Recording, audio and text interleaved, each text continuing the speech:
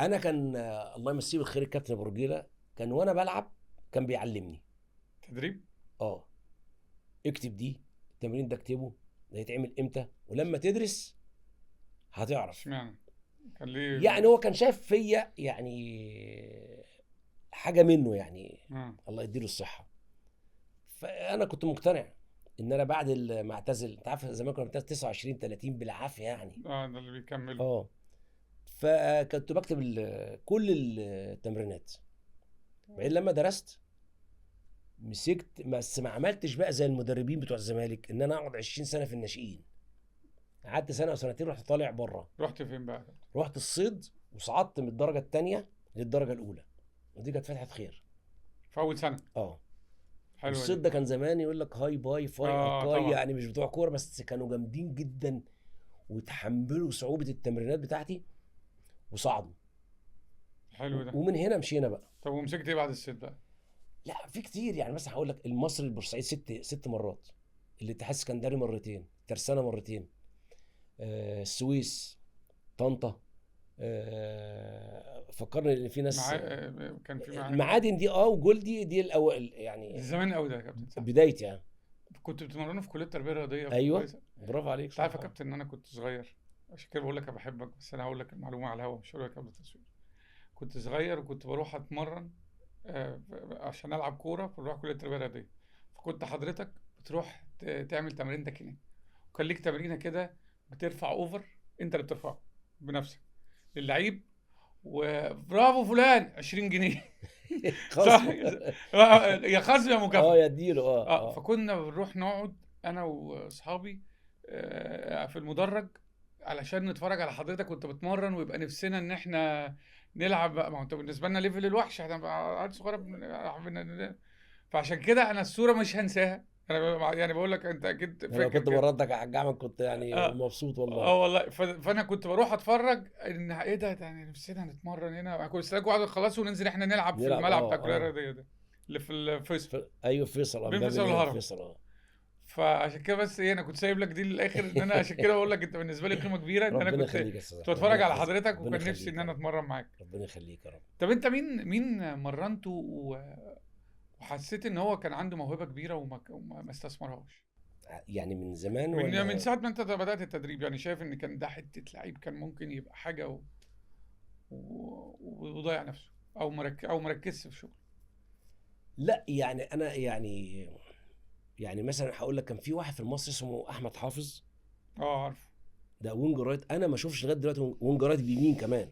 امم وده يمكن اللي خلى ابراهيم حسن يلعب شويه كتير قوي في حتى لما كبر كان ابراهيم بيلعب بتاع كان مين احسن وينج رايت شفته اصلا اتفرجت عليه في حياتك كلها وانت وينج رايت كده؟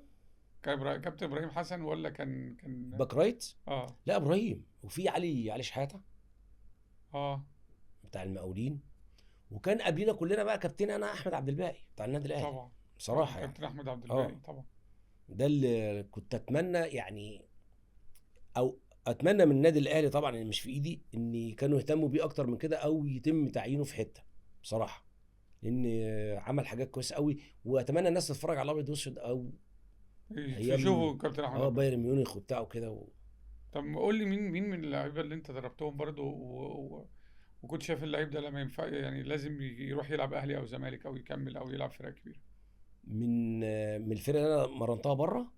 بره الاهلي والزمالك هنا. اه، في ابو الدهب، مع مصطفى ولا مصطفى محمود؟ مصطفى كان باك رايت اه عظيم يعني بصراحه. ورجله تقيله زي محمود قوي برضو قوي، كده. لا بس محمود قتل. لا والله. محمود كان عندي في جولدي، ايوه انا عارف لعب مع حضرتك في وراح جولدي. الزمالك، اه وهو اللي خرج الزمالك من الكاس من بالفاول اللي عمله فاول. في الاخر، هو كان ليه الشوطه بتاعته كده ليه ما جاش يعني كان محمود ابو الدهب ده، انا فاكر شوطه لحد النهارده.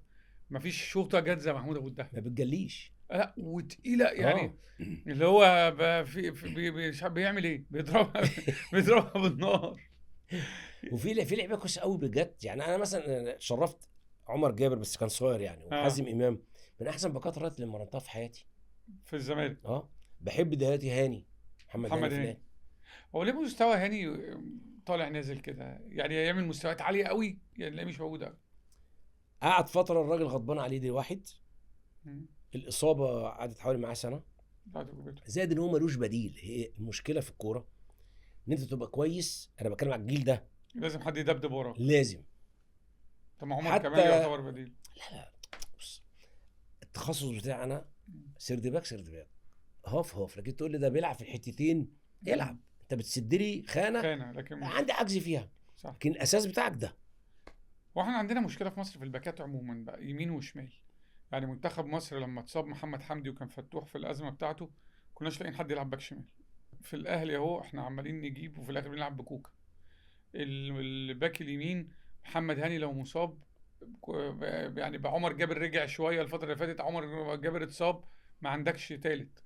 هقول لك ليه يا إيه؟ استاذ احمد، بس احنا اصلا زمان حضرتك قلت من شويه الكشاف اه عنده طول باله بياخد فلوس، ده اجر يعني ايوه مرتب، بيجيب لعيب. فبيروح كل مصر. صح.